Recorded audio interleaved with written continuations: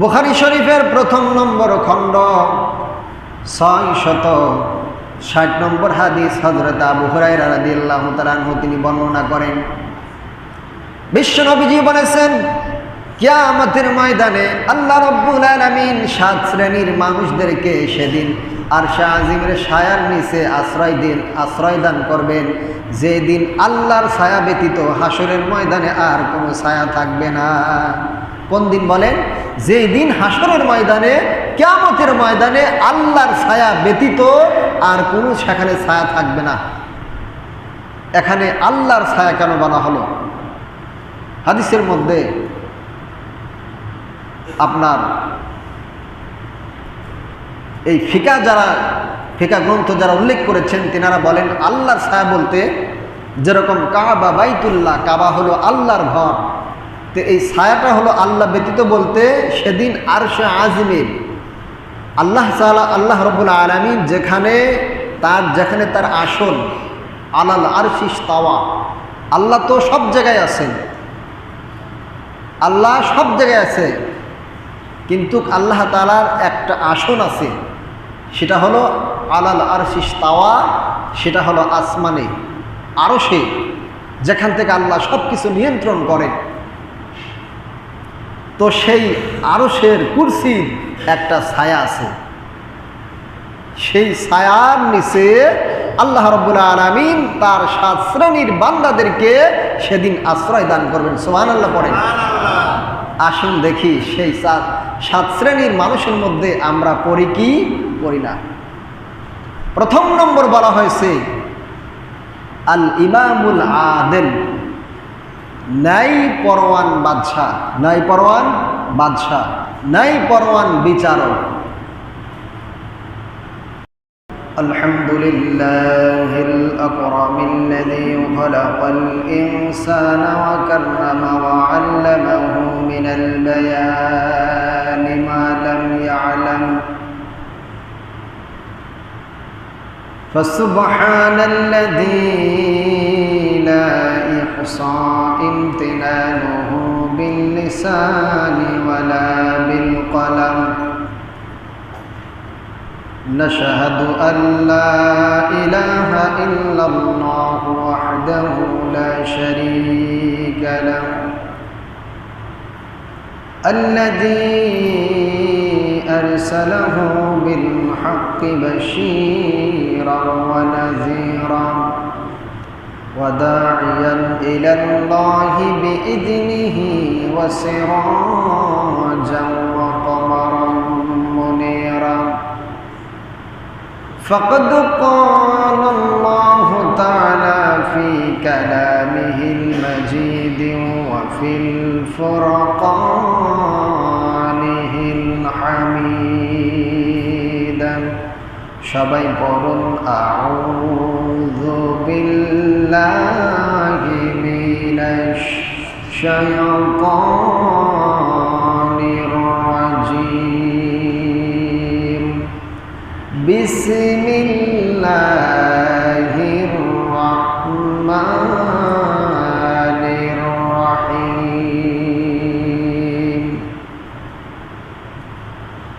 আলাইসা আল্লাহু বিআহকামিল হাকিমিন وقال رسول الله صلى الله عليه وسلم لا يؤمن أحدكم حتى أكون أحب إليه من والده وولده والناس أجمعين وقال الله تعالى إن الله وملائكته يصلون على النبي يا أيها الذين آمنوا صلوا عليه وسلموا تسليما সকলে মোহাব্বতের সঙ্গে দরুদ ইব্রাহিম পড়ি। আল্লাহুম্মা সাল্লি আলা মুহাম্মাদিন ওয়া আলা আলি মুহাম্মাদ কামা সাল্লাইতা আলা ইব্রাহিম ওয়া আলা আলি ইব্রাহিম حميد مجيد اللهم بارك على محمد وعلى آل محمد كما باركت على إبراهيم وعلى آل إبراهيم إنك حميد مجيد الحمد لله যাবতীয় প্রশংসা সেই মহান তাবারক তাআলার জন্য, যিনি আমাকে এবং আপনাদেরকে অত্যন্ত ভালোবেসে দুনিয়ার সমস্ত কাজ থেকে ফারেক করে তার বিশাল আকাশের নিচে প্রশস্ত জমিনের উপরে আল্লাহ রাব্বুল আলামিনের নিকটে যেই জায়গাটুকু সবচাইতে বেশি দামি সেখানে আসা এবং বসার তৌফিক দান করলেন। এই জন্য আমরা সকলে খুশি না বেজার, কম না বেশি? তাহলে সকলেই প্রাণ উজাড় করে আকাশ বাতাসকে মুখরিত করে সেই মহান তাবারক তাআলার শুকরিয়া যাপন করছি আলহামদুলিল্লাহ। আরো জোরে করে আলহামদুলিল্লাহ। লাখো কোটি দরুদ সেই নবীর প্রতি, সেই নেতার প্রতি যে নবীজির আদর্শের মধ্যে রয়েছেন ইহকাল এবং পরকালের মুক্তি। সকলে সেই নবীর প্রতি দিল থেকে শিরিক মুক্ত বিদআত মুক্ত দরুদ প্রেরণ করি। সকলেই পড়ি সাল্লাল্লাহু আলাইহি ওয়াসাল্লাম। সম্মানিত হাজিরিন, আমি কোরআনুল কারীমের 30 নম্বর পারা সূরাতুত তিনের শেষের আয়াতে কারিমা তেলাওয়াত করেছি। রাসূল পাক সাল্লাল্লাহু আলাইহি ওয়াসাল্লামের অসংখ্য অগণিত হাদিসের মধ্য থেকে ছোট্ট একটি হাদিস পাঠ করেছি। আল্লাহ সুবহানাহু ওয়া তাআলা যদি তৌফিক দান করেন এবং আপনারা যদি আমার জন্য দোয়া করেন, এই আয়াতে কারিমা এবং হাদিসের উপরে দুই একটি কথা বলবো। আল্লাহ রাব্বুল আলামিন সেই তৌফিক আমাকে দান করুন। সকলে বলে আমিন। আরো জোরে বলে আমিন। আল্লাহ রাব্বুল আলামিন বলেছেন, আলাইসাল্লাহু বিআহকামিল হাকিমিন। আল্লাহ বলতেছেন যে আল্লাহর চাইতে উত্তম ফয়সালাকারী, উত্তম বিচারপতি আর কে আছে? কিয়ামতের ময়দানে আল্লাহ রাব্বুল আলামিন যখন বান্দা বান্দীদের হিসাব নেবেন, আল্লাহ আগেই বলে দিলেন যে আল্লাহর চাইতে ইনসাফগার, আল্লাহর চাইতে বিচারপতি, আল্লাহর চাইতে ইনসাফগার বাদশা, আল্লাহর চাইতে বিচারপতি আর পৃথিবীতে কেউ নাই। আল্লাহ সেটাই বললেন, আলাইসাল্লাহু বিআহকামিল হাকিমিন।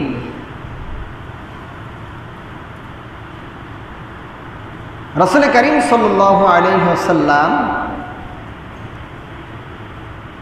একটি হাদিস বর্ণনা করেছেন বুখারী শরীফের মধ্যে। এই হাদিসটি 4 জায়গায় আসছেন। একই হাদিস তাকরার করেছেন গুরুত্ব বোঝানোর জন্য। এই বুখারী শরীফের মধ্যে এই হাদিসটা 4 বার বর্ণনা করা হয়েছে। প্রথম যেখানে বর্ণনা করা হয়েছেন হযরত আবু হুরায়রা রাদিয়াল্লাহু তাআলা আনহু সহ 6 জন সাহাবী মিলে এই হাদিসটি বর্ণনা করেছেন।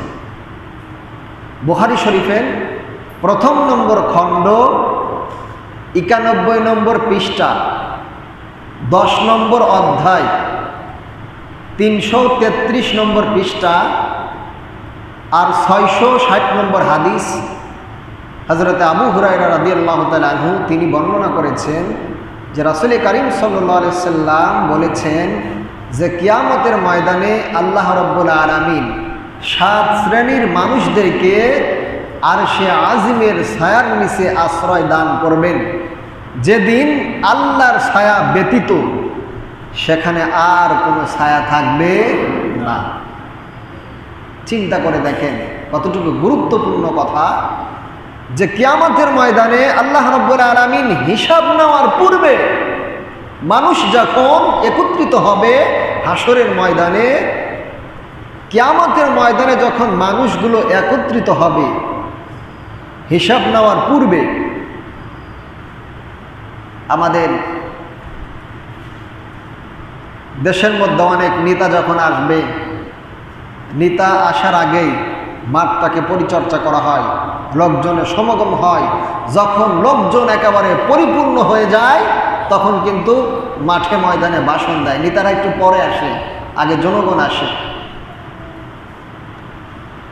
যারা বড় বড় দায়িত্বশীল এক একজনের মর্যাদা হিসেবে এক একজনকে এক এক জায়গায় রাখেন, রাখে না?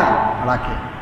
তো কিয়ামতের ময়দানে সমস্ত মানুষকে যখন একত্রিত করা হবে, কিয়ামতের মাঠ কিন্তু সাধারণ কোনো মাঠ হবে না। সেদিন আল্লাহ রাব্বুল আলামিন, এই সূর্য আছে না, এই সূর্যর ৭০টা মুখ আছে। সেদিন আল্লাহ রাব্বুল আলামিন প্রতিটা মুখকে খুলে দিবেন। এখন যে সূর্যের আলোটা আমরা পাই, এটা কিন্তু সরাসরি এই আলো জমিনে প্রয়োগ করে না। এই সূর্যটা চতুর্থ আসমানে আছেন। কোন আসমানে বলেন? চতুর্থ আসমানে সূর্য আছেন। এই জমিন থেকে প্রথম আসমানের দূরত্ব হলো ৫০০ বছরের রাস্তা। কত বছর? ৫০০ বছরের রাস্তা জমিন থেকে। এই জমিন থেকে প্রথম আসমানের দূরত্ব। আবার প্রথম আসমান থেকে দ্বিতীয় আসমানের দূরত্ব আবার ৫০০ বছর। আবার দ্বিতীয় আসমান থেকে তৃতীয় আসমানের দূরত্ব আবার ৫০০ বছর। আবার তৃতীয় আসমান থেকে নিয়ে চতুর্থ আসমান পর্যন্ত ৫০০ বছর। সেই চতুর্থ আসমানে আল্লাহ রাব্বুল আলামিন এই সূর্যকে ওখান থেকে নিয়ন্ত্রণ করেন। তো সূর্য সরাসরি আলো দেয় না, বাষ্প আকারে দেখবেন। ওই খইচালা অথবা আপনার মুড়ি চালা আমরা যে জাজরগুলো দেখি, ওইটা যদি এই আলোতে দেখা যায় বা ধরা হয় অথবা টর্চ মারা হয়, আলো কিন্তু ছিদ্র দিয়ে পৃথক পৃথকভাবে সেটা কি হয়? বের হয়। তো আল্লাহ রাব্বুল আলামিন 4টা নেট দিছেন। এই নেটের মাধ্যমে সেই চতুর্থ আসমান থেকে এই জমিনে কি হয়? এই সূর্যের তাপ পোহায়। অনেক রাষ্ট্রে সূর্যের আলো এখন পর্যন্ত পৌঁছায় নাই, অনেক রাষ্ট্রে আছে। যার কারণে সেই রাষ্ট্রে সব সময় মানে সব কিছু বরফ হয়ে থাকে, সব সময় বরফ। বিশেষ করে আমেরিকায়, ওখানে সূর্যের আলো কম পৌঁছায়। আর কিয়ামতের ময়দানে এখন দেখেন সূর্যের আলো কত দূর থেকে কিভাবে নিয়ন্ত্রণ করে আসতেছেন, সরাসরি আসে না। কিন্তু এই এখন যে প্রচণ্ড রোদ, এই রোদের ভিতরে যদি একজনকে বলা হয় যে তুমি 2 ঘন্টা এই রোদের মধ্যে দাঁড়া থাকবে, তার কি অবস্থা বলেন? কি অবস্থাটা হবে বলেন? অথচ কিয়ামতের ময়দানে হাসরের মাঠে যখন মানুষকে একত্রিত করা হবে,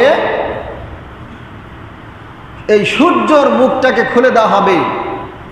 সেদিন সূর্যের মুখ একটা থাকবে না, ৭০টা মুখ থাকবে। আর মানুষের মাথার নিকটবর্তী হবে। হাসরের ময়দান পুরে একেবারে তামা হয়ে যাবে, তামা। দেখবেন লোহাকে যদি আপনি আগুনের মধ্যে দেন, লোহা কিন্তু গলে যায়। কিন্তু তামা আপনি আগুনের মধ্যে দিবেন, তামা কিন্তু গলে না। পরীক্ষা করে দেখবেন। তামা আপনি আগুনের মধ্যে যত কেনা রাখেন, তামা কিন্তু গলে না। এই জন্য দেখবেন এই যে ফ্যানটা যে ঘুরতেছেন, এর মধ্যে কি আছে বলেন? তামা আছে, লোহা নাই। লোহা হলে পুড়ে যাবে, গলে যাবে। লোহা কত শক্ত, আগুনের মধ্যে 20 মিনিট 25 মিনিট 1 ঘন্টা রাখার পরে একেবারে মোমের মতো গলে যায়, একেবারে মোমের মতো গলে যায়। আর তামা গলবে না। এই জন্য বলা হয়েছে জমিনটা পুরে তামা হয়ে যাবে। মানুষের যার যার গুনার পাপের অনুযায়ী, কারো হাঁটু পানি, কারো বুক পানি, কারো নাভি পানি, কারো গলা পানি, কেউ সাঁতরাইতে থাকবে হাসরের ময়দানে। এটা কিন্তু হিসাবের পূর্বের ঘটনা, হিসাবের পূর্বের ঘটনা। সেইটাই আল্লাহ রাসূল বলতেছেন। বুখারী শরীফের 1 নম্বর হাদিস, বুখারী শরীফের 1 নম্বর খণ্ড 6 60 নম্বর হাদিস হযরত আবু হুরায়রা রাদিয়াল্লাহু তাআলা আনহু তিনি বর্ণনা করেন, বিশ্বনবীজি বলেছেন, কিয়ামতের ময়দানে আল্লাহ রাব্বুল আলামিন 7 শ্রেণীর মানুষদেরকে সেদিন আরশে আজিমের ছায়ার নিচে আশ্রয় দান করবেন, যেদিন আল্লাহর ছায়া ব্যতীত হাসরের ময়দানে আর কোনো ছায়া থাকবে না। কোন দিন বলেন? যেই দিন হাসরের ময়দানে, কিয়ামতের ময়দানে আল্লাহর ছায়া ব্যতীত আর কোনো সেখানে ছায়া থাকবে না। এখানে আল্লাহর ছায়া কেন বলা হলো? হাদিসের মধ্যে আপনার এই ফিকা গ্রন্থ যারা উল্লেখ করেছেন তিনারা বলেন, আল্লাহর ছায়া বলতে যেরকম কাবা বাইতুল্লাহ, কাবা হলো আল্লাহর ঘর, তো এই ছায়াটা হলো আল্লাহ ব্যতীত বলতে সেদিন আরশে আজিমের আল্লাহ রাব্বুল আলামিন যেখানে তার আসন, আলাল আরশিস তাওয়া, আল্লাহ তো সব জায়গায় আছেন, আল্লাহ সব জায়গায় আছে, কিন্তু আল্লাহ তাআলার একটা আসন আছে, সেটা হলো আলাল আরশিস তাওয়া, সেটা হলো আসমানে আরশে, যেখান থেকে আল্লাহ সব কিছু নিয়ন্ত্রণ করেন। তো সেই আরশের কুরসির একটা ছায়া আছে, সেই ছায়ার নিচে আল্লাহ রাব্বুল আলামিন তার 7 শ্রেণীর বান্দাদেরকে সেদিন আশ্রয় দান করবেন। সুবহানাল্লাহ পড়েন। আসুন দেখি সেই 7 শ্রেণীর মানুষের মধ্যে আমরা পড়ি কি পড়ি না। প্রথম নম্বর বলা হয়েছে আল ইমামুল আদিল, ন্যায় পরওয়ান বাদশাহ, ন্যায় পরওয়ান বাদশাহ, ন্যায় পরওয়ান বিচারক। আল্লাহ রাব্বুল আলামিন যেহেতু বলেছেন আলাইসাল্লাহু বিআহকামিল হাকিমিন, ইন্নাল্লাহা আলা কুল্লি শাইইন কাদির, আল্লাহু আজিজুন হাকিম, আল্লাহু আজিজুন যু ইনতিকাম, এগুলো সব আল্লাহর ইজ্জত। আল্লাহ বললেন যে সমস্ত জিনিসের ক্ষমতাশীল আমি, ইন্নাল্লাহা আলা কুল্লি শাইইন কাদির, প্রত্যেকটা বিষয় যা বলেন ছোট বড় সব কিছুর ক্ষমতার মালিক কে? জোরে বলেন কে? আল্লাহ। তো এই যে 7 শ্রেণীর মানুষদেরকে আল্লাহ তাআলা যে সেদিন হাসরের ময়দানে ছায়ার নিচে আশ্রয় দান করবেন, প্রথম নম্বর বললেন আল ইমামুল আদিল, যিনি হলো ন্যায় পরওয়ান বাদশাহ, ন্যায় পরওয়ান বিচারক। দেখেন, একজন বিচারপতির, একজন রাষ্ট্রপতির, একজন প্রধানমন্ত্রীর, একজন আইনজীবীর, একজন বুদ্ধিজীবীর যেই ক্ষমতা, একজন সাধারণ মানুষের কি সেই ক্ষমতা আছে? কথা বলেন, আছে? নাই। এই জন্য এই 7 শ্রেণীর মানুষের মধ্যে থেকে সর্বপ্রথম তাকে উল্লেখ করা হয়েছে যে তাদেরকে ক্ষমতা দেওয়া হয়েছে। ক্ষমতার যারা অপব্যাখ্যা করেছেন, ক্ষমতাকে যারা নিজের ব্যক্তিগত বিষয়কে মনে করে মানুষের উপরে জুলুম করেছেন, কিয়ামতের ময়দানে আল্লাহ তার উপরে জুলুম করবেন। এটা কার কথা? আল্লাহ এবং আল্লাহ রাসূলের কথা। বাদশাহ, একজন বাদশার কিরকম ক্ষমতা, কিরকম পাওয়ার আপনারা সবাই জানেন। এখন তো আর বাদশাহ নাই। যারা মুরব্বী আছেন, আপনারা অনেক বাদশার নাম শুনছেন, তাদের কর্মকাণ্ড এগুলো আপনারা জানেন। তারা কয়েকটা দেশকে নিয়ন্ত্রণ করতেন, যারা ভালো ভালো ছিলেন, আবার যারা নিজের ক্ষমতাকে প্রয়োগ করছেন, তারা প্রতিদিন সুন্দর সুন্দর নারীদেরকে এরকমভাবে ধরে নিয়ে এসে এরকম খারাপ কাজে লিপ্ত হতেন। এরকম বাদশাহ দুনিয়াতে বহুত ছিল। তো আল্লাহ রাব্বুল আলামিন বলতেছেন যে আমি সর্বপ্রথম কিয়ামতের ময়দানে আমার আরশে আজিমের ছায়ার তলে আশ্রয় দান করব যেই ব্যক্তি কি ছিলেন? ইনসাফগার বাদশাহ ছিলেন। আমার নবী যখন মদিনার রাষ্ট্রপতি ছিলেন, বিচারপতি ছিলেন, একজন মুসলিম আর একজন ইহুদি, দুইজনের মধ্যে কথা কথন হয়েছে। বিচারটা আমার নবীজির কাছে চলে গেলেন। আল্লাহ নবীজি সাহাবী এবং ইহুদি ব্যক্তির কাছ থেকে তাদের সমস্ত কথাগুলো শুনলেন। আল্লাহ রাসূল রায় দিলেন ইহুদির পক্ষে এবং মুসলিমকে দোষী সাব্যস্ত করলেন যে এটা তোমার অন্যায়। কিন্তু এই বিচারটা ওই মুসলিম ব্যক্তি, নবীজির সাহাবী, এটা মেনে নিতে পারে নাই। তিনার একটা ধারণা ছিলেন যে আমি যেহেতু আল্লাহ নবীজির সাহাবী, ইসলাম গ্রহণ করেছি, আমি যত অন্যায় করি না কেন আল্লাহ রসুল আমার পক্ষেই রায় দিবেন। এই দৃঢ় বিশ্বাস নিয়ে বিশ্ব নবীজির কাছে তিনি কি করেছেন? নালিশ দিয়েছেন। কিন্তু আল্লাহ নবীজি যখন সমস্ত বিষয়গুলো তদন্ত করলেন, শুনলেন, বুঝলেন, জানলেন, তখন রায় দিলেন ইহুদির পক্ষে এবং ওই মুসলিম ব্যক্তিকে দোষী সাব্যস্ত করলেন। ওই ব্যক্তি বললেন যে রাসূলুল্লাহ, আমি আপনার বিচার মানি না, আমি এই বিচারটাকে পুনরায় সানি বিচার করার জন্য ওমরের কাছে যাব। কার কাছে গেছেন? জোরে বলেন, কার কাছে? ওমরের কাছে। ওমর তো হলো আল্লাহ নবীজির আপন চাচাতো ভাই, আবার এদিকে শ্বশুর। এদিকে কি? শ্বশুর। আল্লাহ নবীজির জীবদ্দশায় তিনি 11টি বিবাহ করেছিলেন।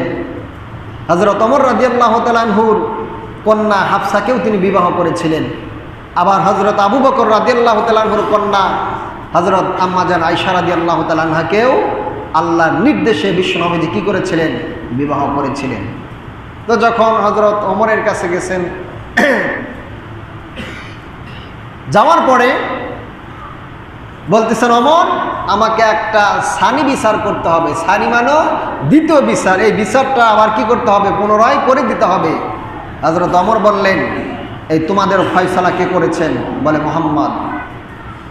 ওমর চিন্তা করলেন যে বিশ্বনবীজি এদের বিচার করে দিয়েছেন, এ বিচার তো ওদের পছন্দ হচ্ছে না। হযরত ওমর বললেন, ঠিক আছে, তোমরা অপেক্ষা করো, আমি ঘর থেকে আসি। হযরত ওমর রাদিয়াল্লাহু তাআলা আনহু ঘরের ভিতরে ঢুকলেন। তিনি তার তরবারিকে নিয়ে আসলেন, জুলফিকার ভিতর থেকে তরবারিটাকে বের করে ওই মুসলিম ব্যক্তির দেহ থেকে কল্লাটাকে আলাদা করে দিলেন এবং হযরত ওমর বললেন, যেই ব্যক্তি আল্লাহর নবীজির ফয়সালাকে মেনে নিতে পারে না, ওই ব্যক্তির সানি বিচার এরকমই করতে হয়। সুবহানাল্লাহ বলেন। ওই ব্যক্তির সানি বিচার কি? এরকম ভাবেই করতে হয়। এটাকে বলা হয়েছে আল ইমামুল আদিল, নাই পরওয়ান বাদশাহ, নাই পরোয়ার বিচারক। সেদিন কিয়ামতের ময়দানে আল্লাহ রাব্বুল আলামিন তাদের কি করবেন? আল্লাহর আরশে আজিমের ছায়ার নিচে আশ্রয় দান করবেন। যেই দিন আল্লাহর ছায়া ব্যতীত সেখানে আর কোনো ছায়া থাকবে না। কত বড় গুরুত্বপূর্ণ কথা। হযরত ওমর যখন তিনি খলিফাতুল মুসলিমিন, তিনি কিন্তু অর্ধ জাহানের বাদশাহ, এই বাংলাদেশের বাদশাহ না, সারা পৃথিবীর তিনি কি করেছেন? শাসন করেছেন হযরত ওমর রাদিয়াল্লাহু তাআলা আনহু, এবং তিনি অর্ধ জাহানের বাদশাহ ছিলেন। অর্ধ জাহান বলতে জাহান তো দুইটা। এবং হযরত ওমর রাদিয়াল্লাহু তাআলা আনহু তিনার খিলাফতের সময় তিনি এমনভাবে রাষ্ট্র পরিচালনা করেছেন, এমনভাবে দ্বীন ইলাহি কায়েম করেছিলেন, এমনভাবে তিনি বিচারপতি ছিলেন, রাষ্ট্রপতি ছিলেন। হযরত ওমর রাদিয়াল্লাহু তাআলা আনহুর জামানায় মানুষ অন্যায় করার কোনো সাহস পেতেন না।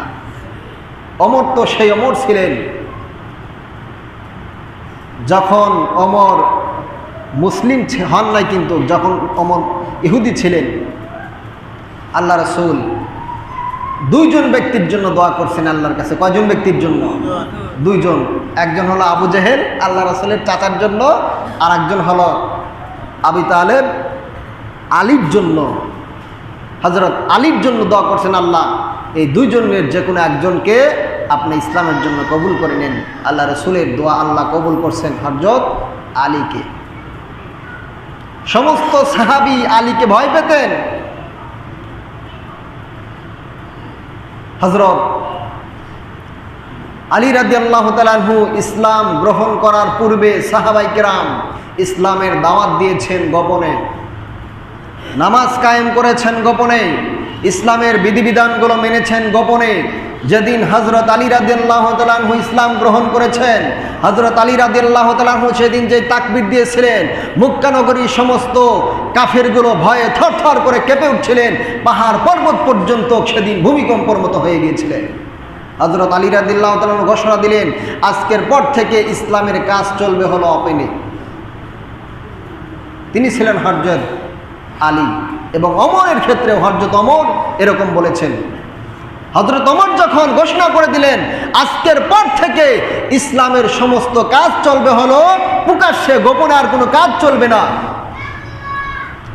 হাদিসের মধ্যে আসছেন হযরত ওমর যে রাস্তা দিয়ে যাইতেন শয়তান ওই রাস্তা দিয়ে যায় না। শয়তান পর্যন্ত ওমরকে দেখে ভয় পেতেন। একবার আল্লাহ রাসূলের একজন স্ত্রী বায়না ধরছেন, আল্লাহ রাসূল এত বুঝাচ্ছেন তিনি বুঝতেছেন না, মা জাতি তো বোঝে না। তো যখনই শুনছেন যে ওমর আসতেছেন দৌড় দিছেন, হুজরার মধ্যে প্রবেশ করছেন। আল্লাহ রাসূল বলেন, আলী বউ হলো আমার আর ভয় পাই তোমার।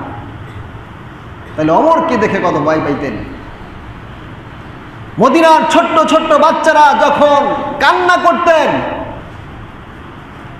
মায়ের দুধ যখন, অনেক বাচ্চা আছে কান্না করে মায়ের বুকের দুধ খায় না, যখন বলতেন মারা যখন বলতেন যে দুধ যদি না খাও ওমর কিন্তু কাশতেছেন, সঙ্গে সঙ্গে দুধ পান করতেন। সুবহানাল্লাহ পড়েন। আবার বাচ্চারা যখন ঘুম আসতো না বলতেন যে ওমর কিন্তু কাশতেছেন, ঘুমায়া পড়তেন। তাহলে তিনি কেমন রাষ্ট্রপতি ছিলেন। হযরত ওমর রাদিয়াল্লাহু তাআলা আনহু যখন তিনি রাষ্ট্রপতি, যখন তিনি দ্বীন ইলাহি কায়েম করলেন, তিনি কেমন বিচারক ছিলেন একটু চিন্তা করে দেখেন। আমাদের মতো দেশের মতো ক্ষমতা পাওয়ার পরে 2 বছর 3 বছর নাই যেতে এক একটা দেশে এক একটা বাড়ি হয়, ঠিক কিনা? তার রূপ চেঞ্জ হয়ে যায়। আর তারা কি ছিলেন? তারা দিনকে, তারা দুনিয়া চায় নাই, তারা দিন চেয়েছেন, তারা আখিরাতকে প্রাধান্য দিয়েছেন।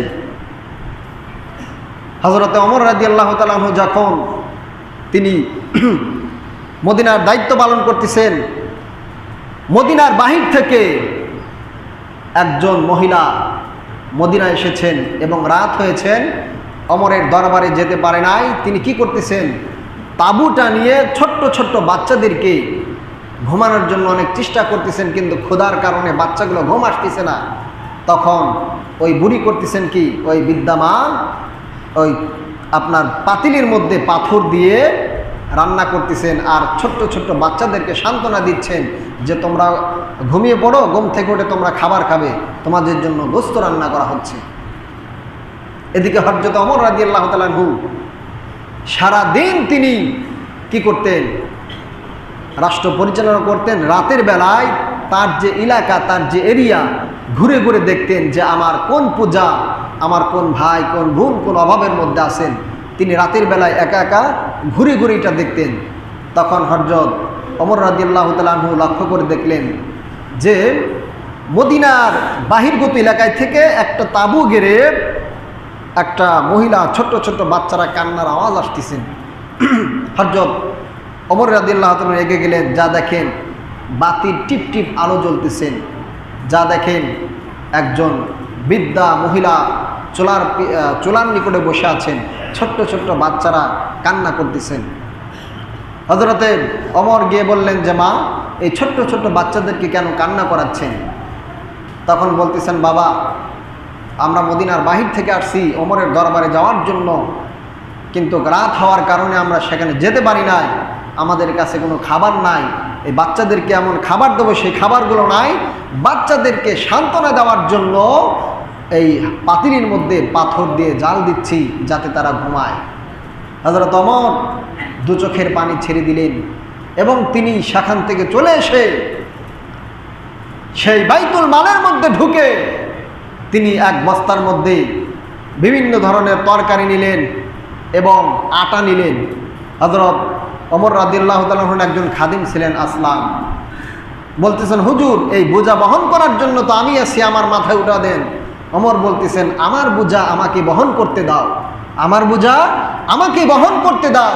হযরত ওমর রাদিয়াল্লাহু তাআলা আনহু নিজে মাথায় করে নিয়ে এসে আটার খামিরা করে রুটি বানিয়ে তরকারি কুটে রুটি তরকারি রান্না করে বাচ্চাদেরকে খাবার দিলেন এবং ওই মহিলা দোয়া করলেন যে এই বিচারপতি রাষ্ট্রপতি যদি ওমর না হয়ে যদি তুমি হতে তাহলে আমাদের কপাল আরো আগেই খুলে যেত। কিন্তু ওই মহিলা তো চিনতেছে না এটা আমার।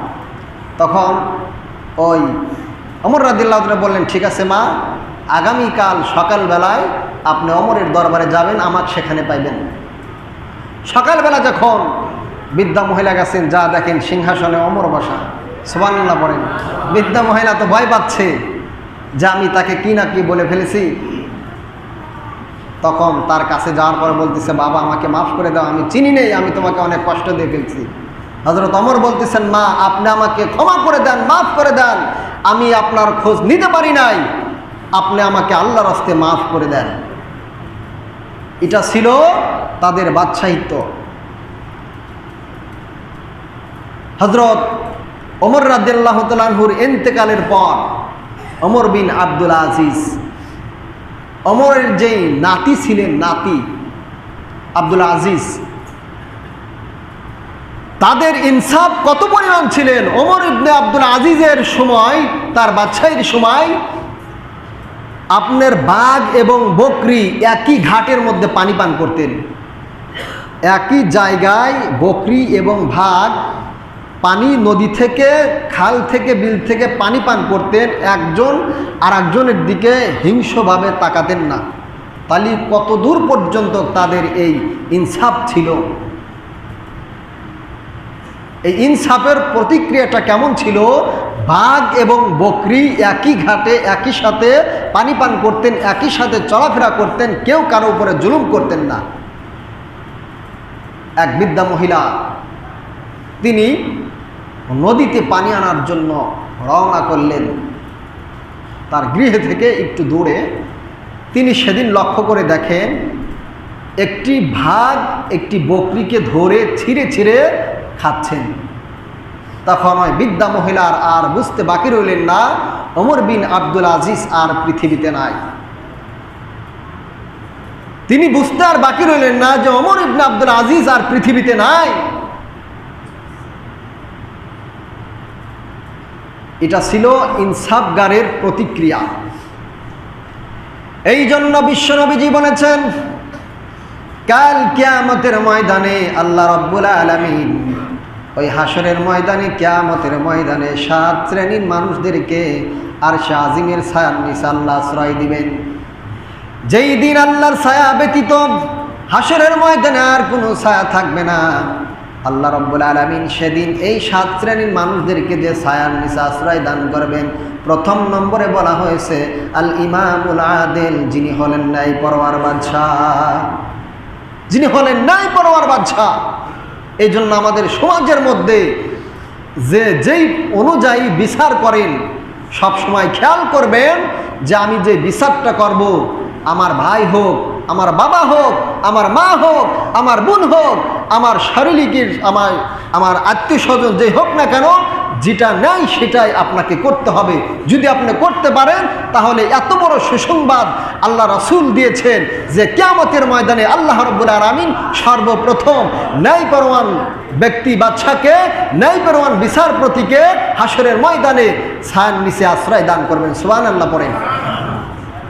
আমাদের সমাজের মধ্যে অনেকেই কিন্তু কি করে, এরকম বিচার করে। 2 নম্বর বলা হয়েছে ওয়াশাবুন নাশাই, 2 নম্বর ব্যক্তি হলো ওই যুবক, যে যুবক তার জীবনটা আল্লাহ রাস্তায় কি করেছেন, অতিক্রম করেছেন। 2 নম্বর বলা হয়েছে ওয়াশাবুন নাশাই, ওয়াশাবুন নাশাই, যে যুবক তার যৌবনকালটা আল্লাহ রাস্তায় কি করেছেন, ইবাদতের মধ্যে মশগুল করেছেন।